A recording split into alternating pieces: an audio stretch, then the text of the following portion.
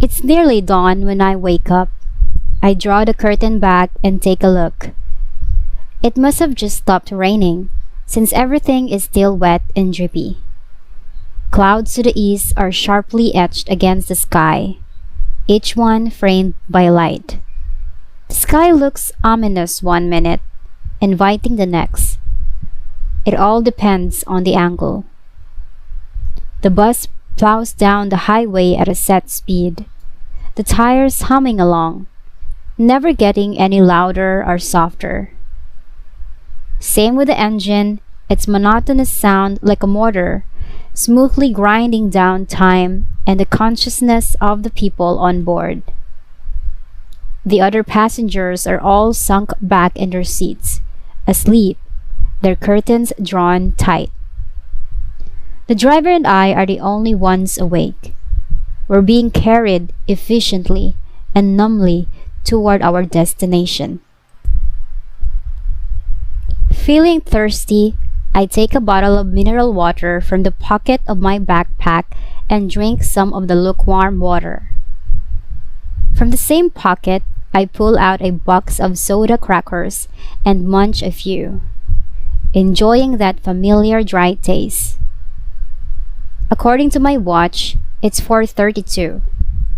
I check the date and the day of the week, just to be on the safe side. 13 hours since I left home. Time hasn't leaped ahead more than it should or done an unexpected about face. It's still my birthday, still the first day of my brand new life. I shut my eyes, open them again checking the time and date on my watch. Then I switch on the reading light, take out a paperback book and start reading. Just after 5, without warning, the bus pulls off the highway and comes to a stop in a corner of a roadside rest area. The front door of the bus opens with an eerie hiss. Lights blink on inside, and the bus driver makes a brief announcement. "Good morning, everybody. Hope you had a good rest. We're on schedule and should arrive in our final stop at Takamatsu Station in about an hour. But we're stopping here for a 20-minute break. We'll be leaving again at 5:30, so please be sure to be back on board by then." The announcement wakes up most of the passengers, and they silently struggle to their feet, yawning as they stumble out of the bus. This is where people make themselves presentable before arriving in Takamatsu. I get off too, take a couple of deep breaths and do some simple stretching exercises in the fresh morning air. I walk over to the men's room and splash some water on my face. I'm wondering where the heck we are. I go outside and look around. Nothing special, just the typical roadside scenery you find next to a highway. Maybe I'm just imagining things, but the shape of the hills and the color of the trees seem different from those back in Tokyo. I'm inside the cafeteria sipping a free cup of hot tea when this young girl comes over and plunks herself down on the plastic seat next to me. In her right hand, she has a paper cup of hot coffee she bought from a vending machine, the steam rising up from it. And in her left hand, she's holding a small container with sandwiches inside. Another bit of vending machine gourmet fare, by the looks of it.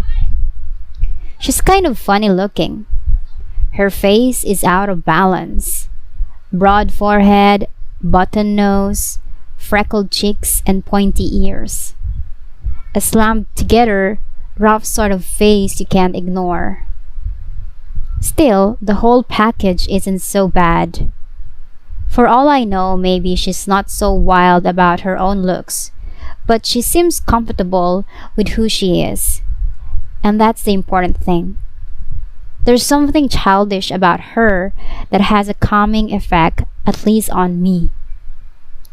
She isn't very tall, but has good looking legs and a nice bust for such a slim body.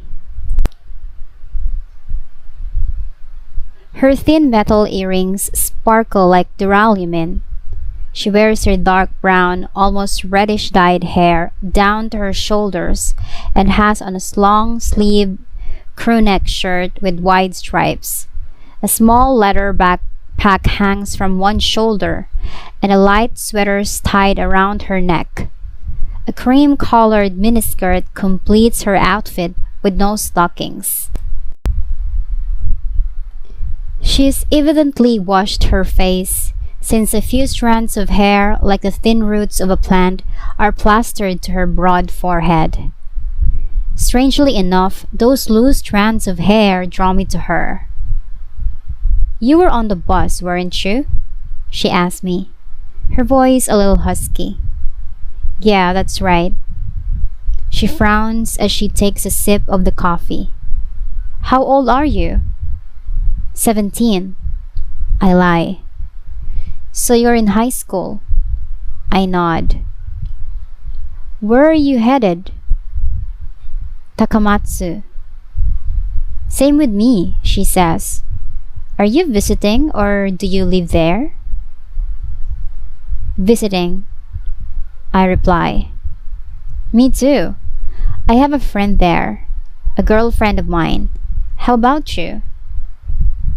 "Relatives." "I see." Her nod says, "No more questions. I've got a younger brother the same age as you." She suddenly tells me as if she just remembered. "Things happened and we haven't seen each other for a long time. You know something? You look a lot like that guy. Anybody ever tell you that?" "What guy?" "You know, the guy who sings in that band. As soon as I saw you in the bus, I thought you looked like him, but I just can't come up with his name." I must have busted a hole in my brain trying to remember. That happens sometimes, right? It's on the tip of your tongue, but you just can't think of it. Hasn't anybody said that to you before? That you remind them of somebody? I shake my head. Nobody's ever said that to me.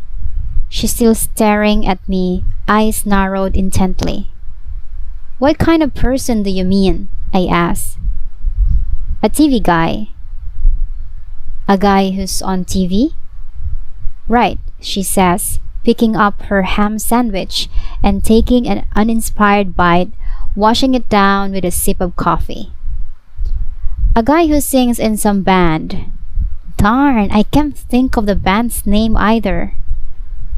"This tall guy who has a Kansai accent." You don't have any idea who I mean? Sorry, I don't watch TV. The girl frowns and gives me a hard look. You don't watch at all? I shake my head silently.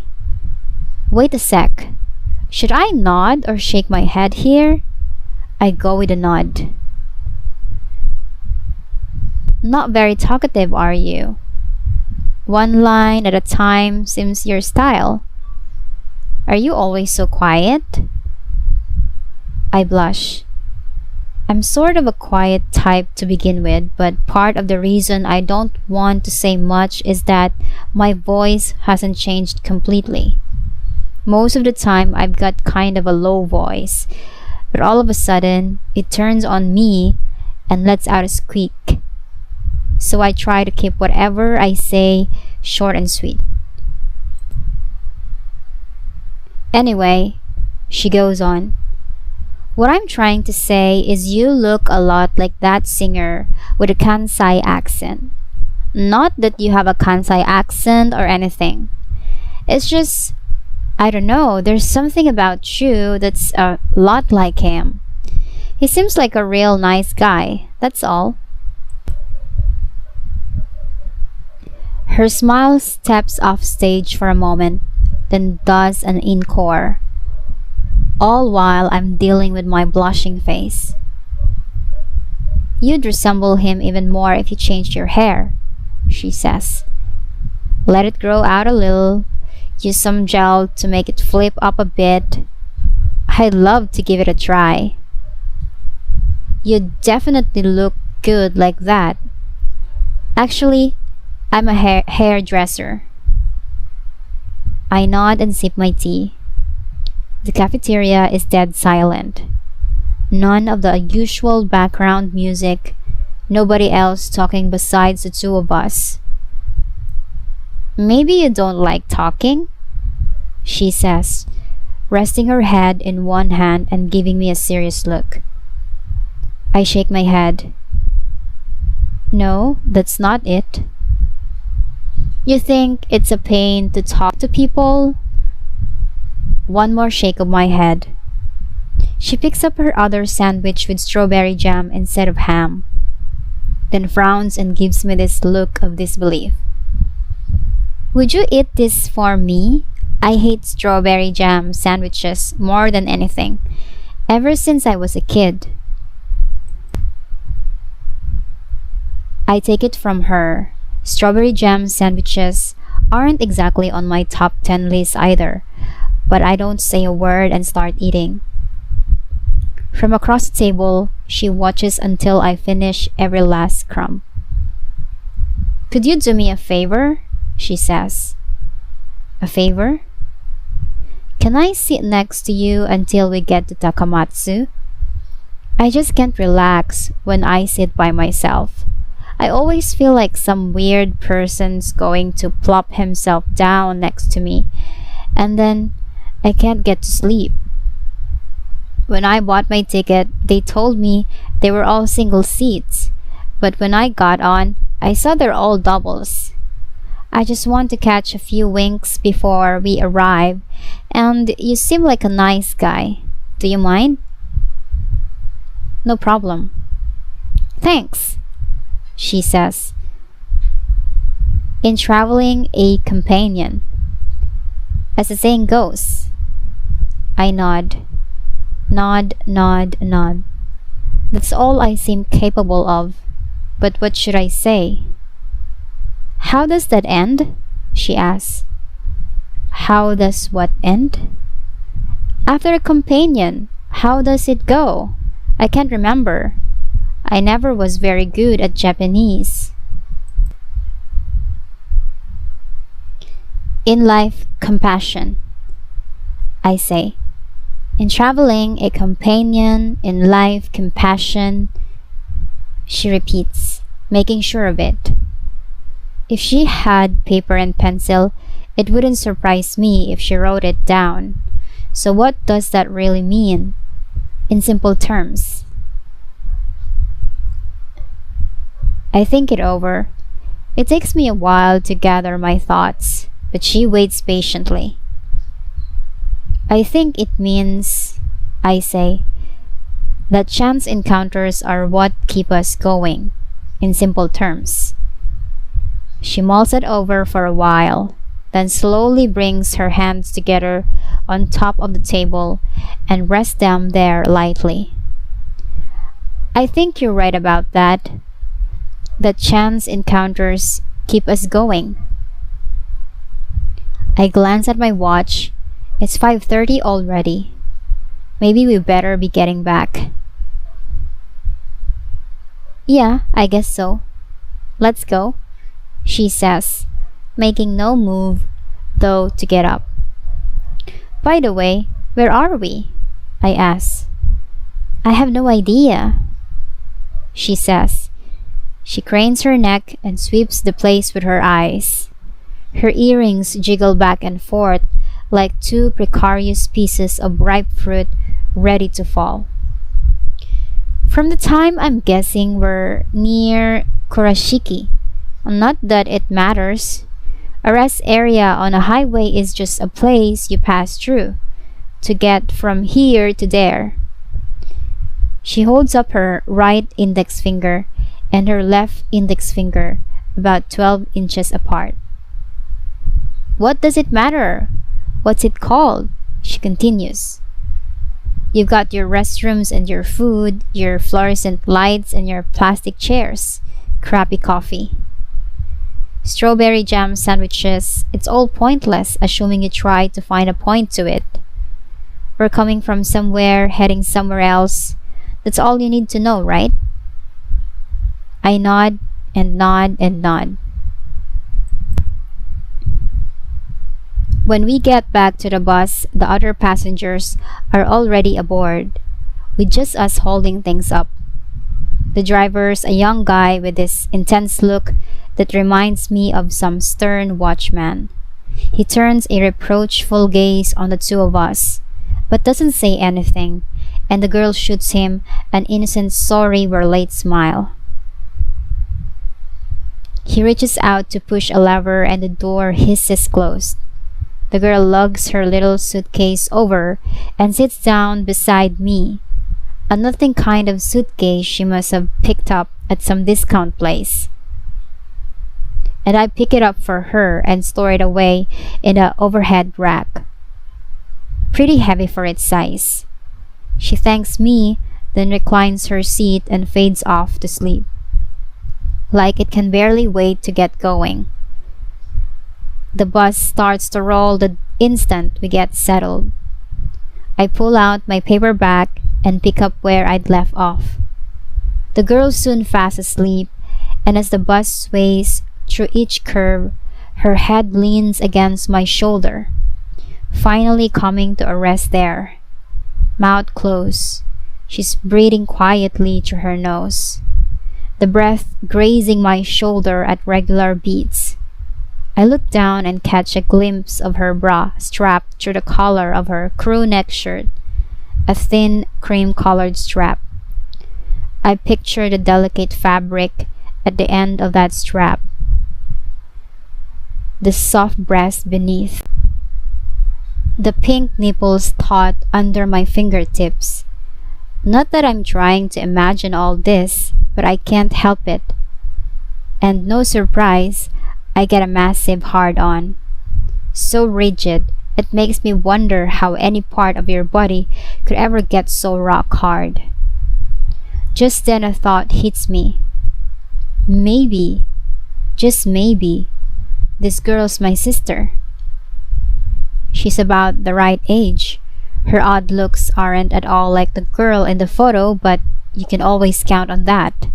Depending on how they're taken, people sometimes look totally different.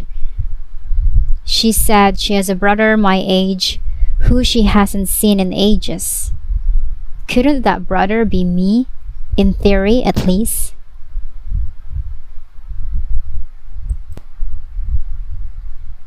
I stare at her chest.